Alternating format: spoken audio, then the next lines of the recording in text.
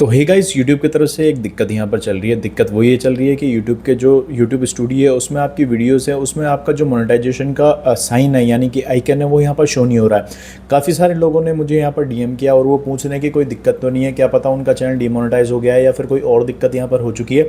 तो मैंने YouTube team से जब यहाँ पर बात की तो यूट्यूब टीम ने मुझे यहाँ पर ये बताया कि यूट्यूब की तरफ से अभी एक यहाँ पर ये बग चल रहा है, यानी कि सारे जो क्रिएटर हैं उनके सभी चैनल पर यहाँ पर ये जो बैग है वो यहाँ पर चल रहा है।